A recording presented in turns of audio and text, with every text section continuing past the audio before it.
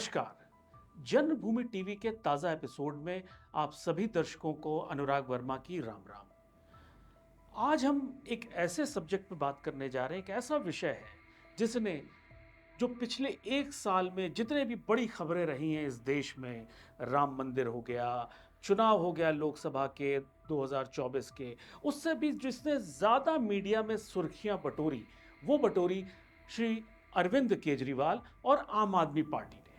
सबसे पहले अरविंद केजरीवाल जी को नवंबर के महीने में सम्मन ईडी इशू करती है कि शराब घोटाले मामले में आप पेश होइए और अपना पक्ष रखिए।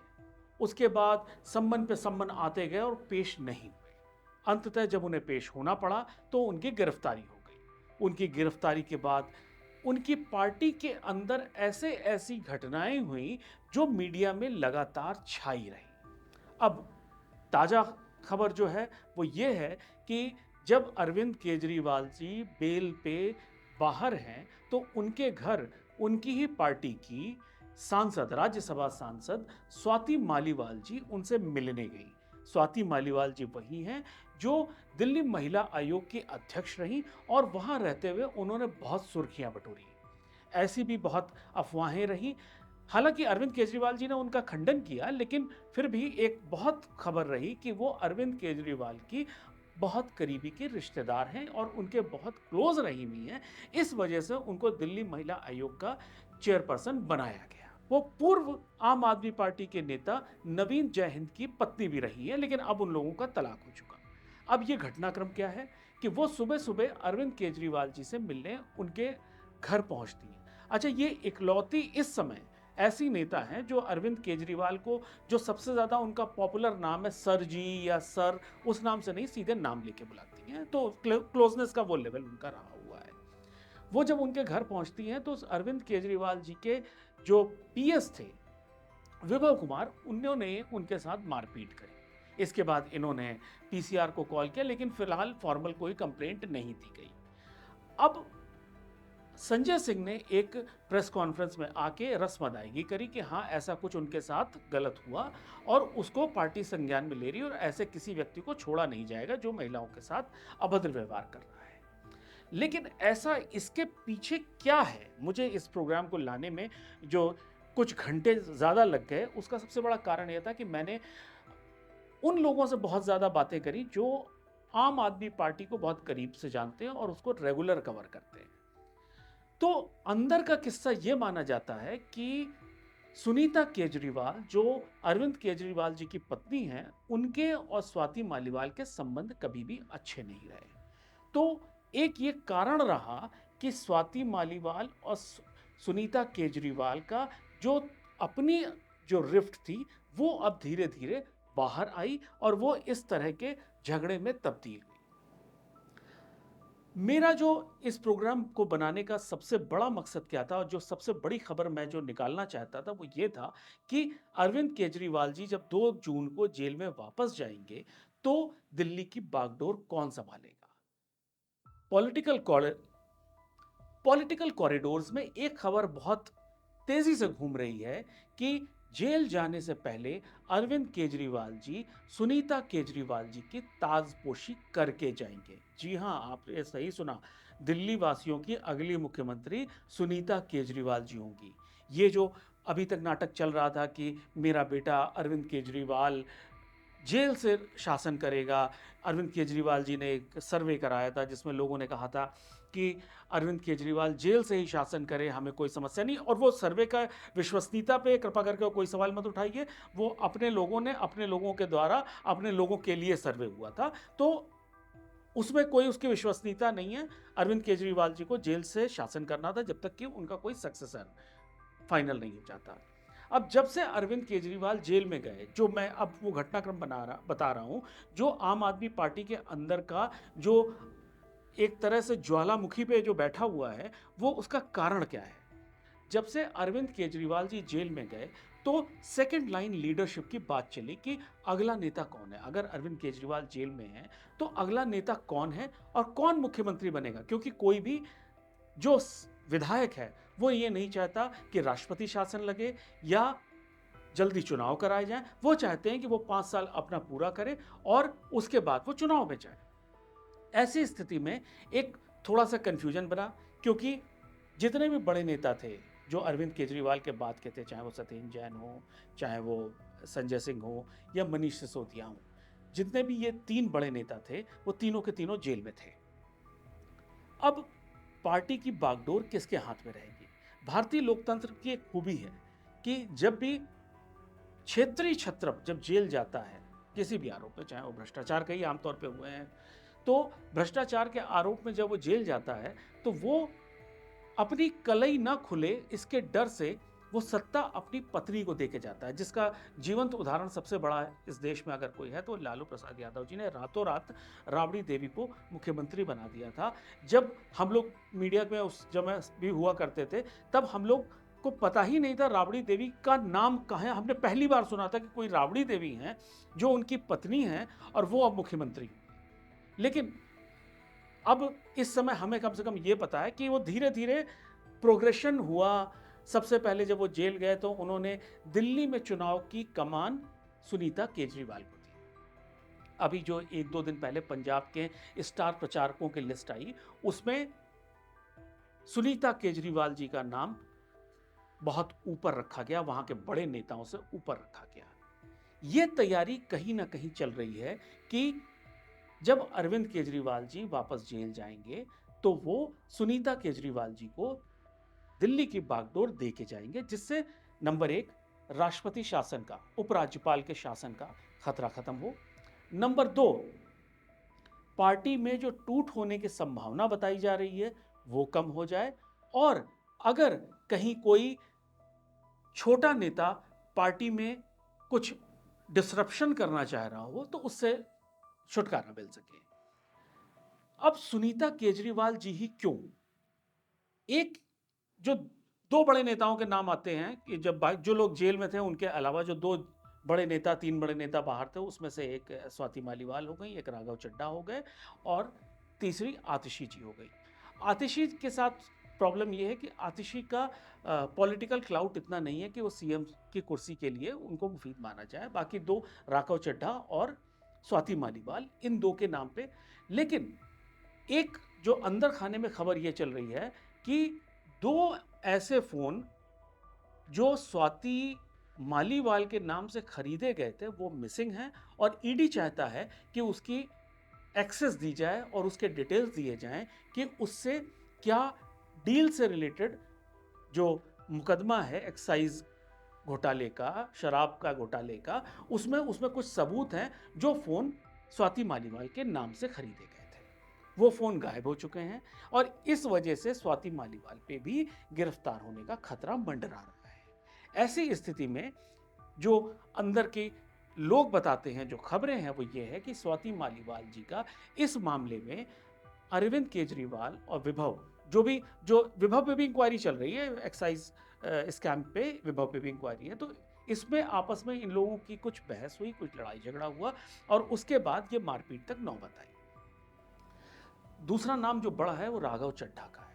जिस समय अरविंद केजरीवाल जी जेल जा रहे थे तो राघव चड्ढा, ऐसा माना जा रहा था कि राघव चड्ढा एक अरविंद केजरीवाल जी की जो प्राइवेट लिमिटेड पार्टी है उसके एक तरह से खेवैया होंगे और वो पार्टी को संकट से बाहर निकालेंगे। लेकिन वो एकदम से गायब हो गए। कहाँ गायब हुए कुछ नहीं पता चला। कि उनके फरवरी और मार्च तक रेगुलर ट्वीट्स होते थे, रेगुलर उनके फेसबुक पोस्ट होते थे, उसके बाद से वो एकदम से गायब हो गए। किसी को कोई पता नहीं, लोग पता कर रहे हैं। करीब 1 महीने तक अफवाहें चलती रही कि वो कहाँ हैं, क्यों हैं, कैसे हैं, क्या हो रहा है। कभी उनकी व्यक्तिगत जीवन के से जुड़ी कुछ खबरें आती रहीं, कभी उनके सामाजिक जीवन से जुड़ी कुछ खबरें आती रहीं। फाइनली उन्होंने ये बताया कि वो अपनी एक आंखों का ऑपरेशन करा रहे हैं लंदन के, इंग्लैंड के किसी हॉस्पिटल में। अब जो पब्लिक रिप्रेजेंटेटिव है वो ऐसा नहीं कि अरविंद केजरीवाल जी पहली बार इलाज कराने गए हैं, वो पहले नेता हैं, वो पहले राज्यसभा के सांसद हैं जो इलाज कराने विदेश गए हों। और सबसे कमाल की चीज, वो खबर कहीं नहीं है, किसी को नहीं है, किसी को नहीं पता कि आखिर राघव चड्ढा जी गायब कहाँ हो गए। उन्होंने कोई की अपनी लोकेशन नहीं दी, कुछ नहीं बताया, सिर्फ ये बताया कि वो आंखों का एक मेजर सर्जरी करा के वो स्वास्थ्य लाभ कर रहे हैं। मेरी अपनी याददाश्त में 2 ही ऐसे उदाहरण हैं। हो सकता है मैं 2 बोल रहा हूँ, हो सकता है वो 3 या 4, लेकिन जो बड़े उदाहरण हैं वो 2 ही हैं कि जब सोनिया गांधी जी अपना इलाज कराने विदेश गई थी, किसी को नहीं पता किस अस्पताल गईं, क्या किस चीज़ का इलाज हुआ, क्या हुआ, वो गईं और आईं, बस इतना पता है। सेम पोजीशन राघव चड्ढा जी की है। वो किस चीज़ का इलाज करा रहे हैं, किस अस्पताल में करा रहे हैं, किस डॉक्टर से करा रहे हैं, उसकी मेडिकल की जो प्रेस रिलीजेस आती हैं, कहीं कुछ नहीं पता, बस वो इलाज करा रहे हैं, ये पता है। और ये सबसे बड़ी चीज़ ये है कि ये उस पार्टी के सांसद का दावा है जिसने ये दावा किया है कि उसने दिल्ली में स्वास्थ्य व्यवस्था विश्व स्तर की कर दी है, उसको विदेश इलाज कराने जाना पड़ रहा है। ये सबसे बड़ा एक इनके खुद के सरकार के दावों पे तमाचा है। अब इसके बाद बनता है कि अब अगला कौन है अरविंद केजरीवाल जी की प्राइवेट लिमिटेड पार्टी में, अगला कौन है? जो जिस तरह से अरविंद केजरीवाल जी फंसे हुए हैं लिकर स्कैम के अंदर, उस समय ये आउटसाइड पार्टी किसी पे, आउटसाइड फैमिली किसी पे यकीन नहीं कर सकती कि कोई दूसरा उनके परिवार के बाहर का व्यक्ति उनकी राज को एक्सेस कर सके।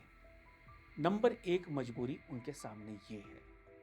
एकदम से क्या हुआ कि आतिशी और सौरभ, जो इनके पार्टी के 2, एक तरह से मैं कहूँगा सेकंड लाइन लीडरशिप है, वो जब सब पार्टी को ठीक से संभाल रहे थे, एकदम से इन्हें सुनीता जी को लाने की क्या ज़रूरत पड़ी थी? तो कहीं ना कहीं इनको इस बात का इल्म था कि ये लोग कहीं टूट ना जाएं ईडी के सामने या पुलिस के सामने या जांच एजेंसियों के सामने और कुछ अलग से ना बोल दे। तो उन्होंने एकदम से सुनीता केजरीवाल जी को प्रोजेक्ट करना शुरू किया। हालांकि सुनीता केजरीवाल के जो बयान थे, एक तरफा बयान थे, वीडियो मैसेजेस थे, वो बहुत ही हास्यास्पद तो नहीं कहूँगा मैं, लेकिन बहुत राजनीतिक रूप से बहुत ही इमेच्योर थे। उसके बाद जब अरविंद केजरीवाल जी जेल से बाहर आए तो सुनीता केजरीवाल जी को पंजाब में स्टार प्रचारक घोषित कर दिया गया। अब स्टार प्रचारक आम भाषा में तो एक वो लगता है कि जो प्रचार कर रहा है पार्टी के लिए वो स्टार प्रचारक, लेकिन स्टार प्रचारक के कुछ शब्द के आसपास कुछ उसके चीज़ें और भी होती हैं। जैसे स्टार प्रचारक पे एक जो सबसे बड़ी चीज़ होती है कि चुनाव के दौरान वो कितना खर्चा कर रहा है, वो उस सीट के खर्चे में, उस प्रत्याशी के खर्चे में शामिल नहीं किया जाता, इसलिए उसे स्टार प्रचारक कहा जाता है। और स्टार प्रचारक बनना नेता इसलिए चाहते हैं कि उससे उनका पॉलिटिकल क्लाउड बनता है। तो सुनीता केजरीवाल जी को पंजाब और दिल्ली में इस तरह से प्रोजेक्ट करके एक नए नेता के रूप में पेश किया जा रहा है। अब सवाल ये उठता है कि लालू जी ने एकदम रैंडम, बिना किसी के सलाह मशवरा किए, बिना किसी को बताए, एकदम से राबड़ी देवी का नाम उन्होंने मीडिया को दे दिया कि अगली मुख्यमंत्री ये होंगी। ऐसा अरविंद केजरीवाल जी क्यों नहीं करते? उसका सबसे बड़ा कारण यह है कि इस समय अरविंद केजरीवाल जी बहुत स्कैम की वजह से बुरी तरह से घिरे हुए हैं।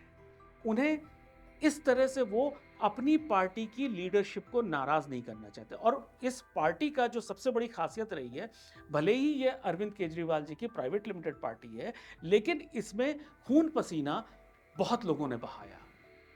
इसके विपरीत लालू जी की totally private family run party थी, तो उनको ऐसा कुछ नहीं था कि किसी लोगों ने भी संघर्ष किया हो, वो उनका ही पार्टी थी, उन्हीं का ब्रेन चाइल्ड था।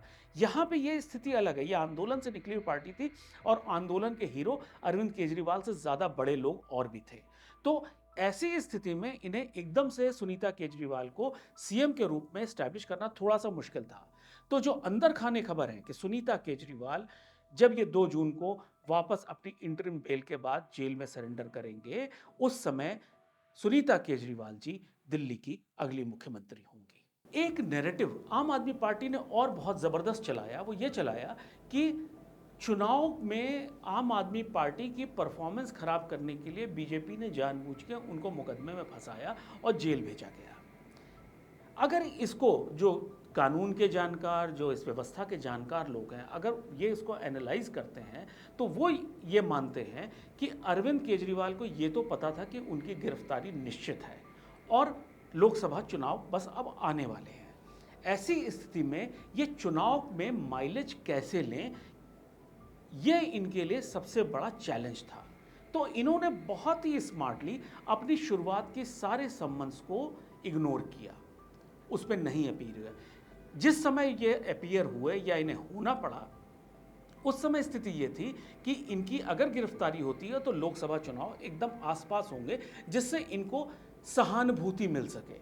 लेकिन अब दूसरा पक्ष, आम आदमी पार्टी इस पूरे लोकसभा चुनाव 2024 में मात्र 22 सीटों पर चुनाव लड़ रही है। इसमें ऐसा ये क्या कर लेंगे कि उससे राष्ट्रीय राजनीति पे कोई फर्क पड़ जाए, जैसा कि इनके नेता कहते घूम रहे हैं कि वोट आम आदमी पार्टी को देना है, जिससे ऊपर तक जो है धमक हो।